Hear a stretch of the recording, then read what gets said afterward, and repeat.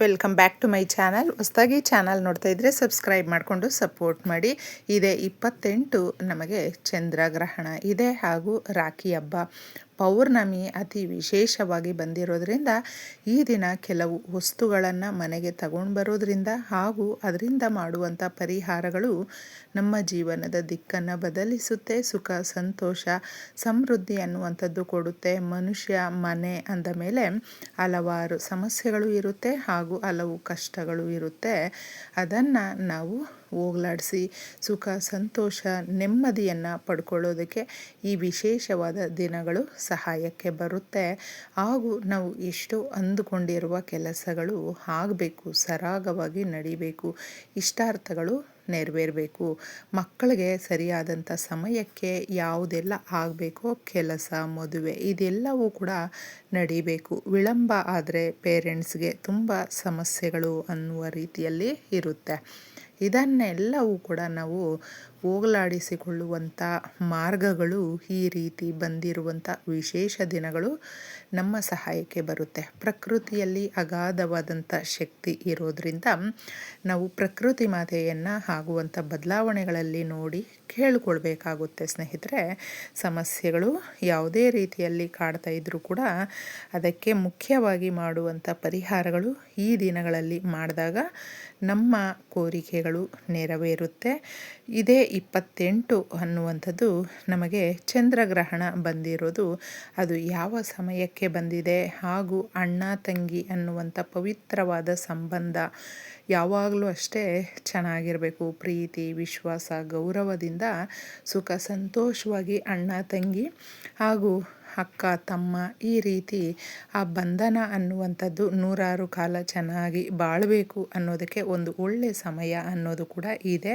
ಆ ರಾಖಿಯನ್ನು ಯಾವ ಸಮಯದಲ್ಲಿ ಕಟ್ಟಿದ್ರೆ ತುಂಬ ಚೆನ್ನಾಗಿ ಆ ಸಂಬಂಧಗಳು ಅನ್ನುವಂಥದ್ದು ನೂರಾರು ಕಾಲ ಬದುಕಿ ಬಾಳುತ್ತೆ ಅನ್ನೋದು ಇದರಲ್ಲೇ ಕೂಡ ನೀವು ತಿಳ್ಕೊಳ್ಳಿ.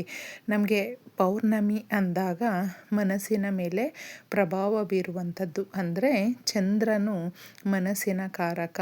ನಮ್ಮ ಮನಸ್ಸನ್ನು ನಾವು ಯಾವ ರೀತಿ ಇಟ್ಕೊಳ್ತೀವೋ ಅದರ ಮೇಲೆ ನಮ್ಮ ಜೀವನ ಸಾಗ್ತಾ ಇರುತ್ತೆ. ಹೌದು ಸ್ನೇಹಿತರೆ, ಅದಕ್ಕೇ ಮನಸ್ಸು ಅನ್ನುವಂಥದ್ದು ತುಂಬ ಸೆನ್ಸಿಟಿವ್ ಇದೆ ಅಂತ ಹೇಳಿದ್ರೆ ಮನಸ್ಸಿಗೆ ಜಾಸ್ತಿ ನೋವನ್ನು ಯೋಚನೆಗಳನ್ನು ಮಾಡಿಕೊಳ್ಳುವಂಥದ್ದು ಇರುತ್ತೆ. ಅದೆಲ್ಲವೂ ಕಂಟ್ರೋಲ್ ಮಾಡೋದಕ್ಕೆ ಈ ದಿನಗಳು ತುಂಬ ಸಹಾಯಕ್ಕೆ ಬರುತ್ತೆ. ಈ ವಿಶೇಷವಾದ ಪೌರ್ಣಮಿಯ ದಿನಗಳಲ್ಲಿ ಈ ಕೆಲವು ವಸ್ತುಗಳನ್ನು ಮನೆಗೆ ಕೊಂಡುಕೊಂಡು ಬರೋದರಿಂದ ನಮ್ಮ ಸಮಸ್ಯೆಗಳು ಬಗೆಹರಿಯುತ್ತೆ. ಲಕ್ಷ್ಮೀ ದೇವಿಗೆ ಇಷ್ಟ ಆಗುವಂಥ ಪರ್ಫ್ಯೂಮ್, ಬೆಲ್ಲ, ಸಕ್ಕರೆ, ಕಲ್ಲುಪ್ಪು, ಏಲಕ್ಕಿ, ಅರಿಶಿಣ ಇದೆಲ್ಲವೂ ಕೂಡ ಸಾಧ್ಯ ಆದರೆ ನೀವು ತಗೊಂಡು ಬರಬಹುದು. ಇಲ್ಲಾಂದರೆ ಚಿಕ್ಕ ಪ್ರಮಾಣದಲ್ಲೇ ಕೆಲವು ವಸ್ತುಗಳನ್ನು ನಿಮಗೆ ಯಾವುದು ಆಗುತ್ತೋ ಈ ಅವಶ್ಯಕತೆ ಇದೆಯೋ ಅದನ್ನು ತಗೊಂಡು ಬನ್ನಿ. ತುಂಬ ಚೆನ್ನಾಗಿರುತ್ತೆ. ಅದರಲ್ಲಿ ಮಾಡುವಂಥ ಪರಿಹಾರ ಇದರಲ್ಲೇ ತಿಳಿಸ್ತೀನಿ.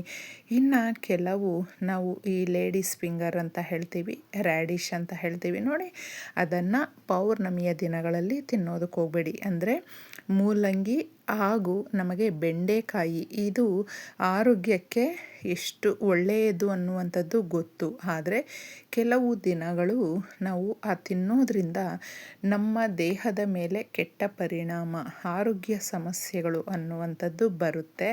ಅದಕ್ಕೆ ಹೆಣ್ಮಕ್ಳು ಇದನ್ನು ಅಡುಗೆಯಲ್ಲಿ ಯಾವುದೇ ರೂಪದಲ್ಲೂ ಕೂಡ ಮಾಡ್ಕೊಳ್ಳೋದಕ್ಕೆ ಹೋಗಬೇಡಿ. ಹಾಗೆ ನಾನ್ ವೆಜ್ಜನ್ನು ಕೂಡ ತಿನ್ನಬಾರ್ದು ಈ ದಿನಗಳಲ್ಲಿ ನೋಡಿಕೊಂಡಿದ್ದೆ. ಯಾಕಂದರೆ ಆರೋಗ್ಯ ನಮಗೆ ಬಹಳ ಮುಖ್ಯವಾಗಿ ಇರುವಂಥದ್ದು. ಆರೋಗ್ಯವೇ ಮಹಾಭಾಗ್ಯ.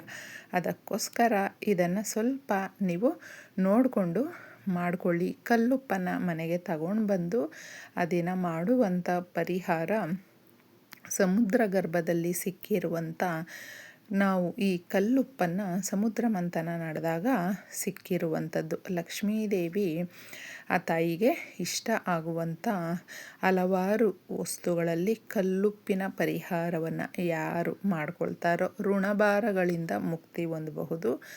ಮನೆಯಲ್ಲಿ ಸಾಂಸಾರಿಕ ವ್ಯವಹಾರ ಹಾಗೂ ರಾಜಕೀಯ ಯಾವುದೇ ಇರಬಹುದು, ಅವುಗಳಲ್ಲಿ ತೊಂದರೆ ಪಡ್ತಾ ಇದ್ದರೆ ಅದರಿಂದ ಕೂಡ ಮುಕ್ತಿ ಸಿಗುತ್ತೆ ಅಂತ ಹೇಳಬಹುದು.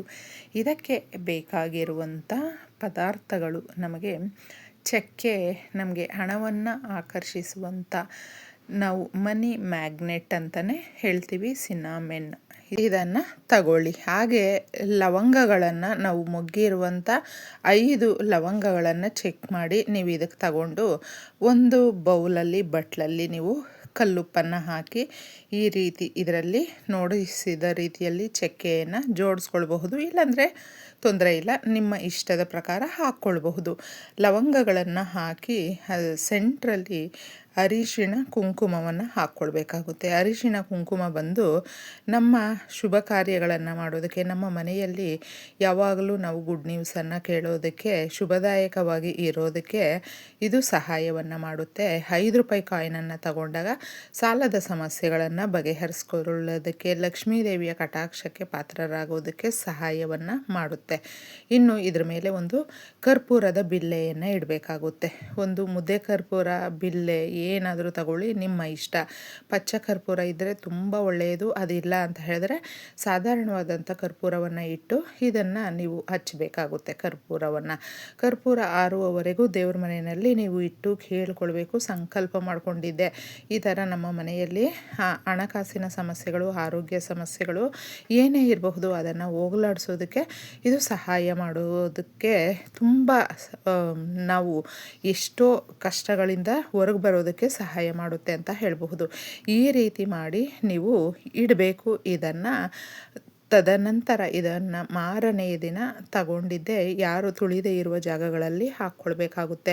ನಮಗೆ ಚಂದ್ರಗ್ರಹಣ ಬಂದು ಬೆಳಗ್ಗೆ ಸಮಯ ಬರೋದ್ರಿಂದ, ಅದೇ 28 ನಮಗೆ ಶುಕ್ರವಾರ 6:55ರಿಂದ 12:30ರವರೆಗೂ ಇರುತ್ತೆ ಅಂತ ಹೇಳಬಹುದು. ಅದಕ್ಕೋಸ್ಕರ ಇದರ ಪ್ರಭಾವ ಅನ್ನುವಂಥದ್ದು ನಮ್ಮ ಮೇಲೆ ಬೀರೋದಿಲ್ಲ.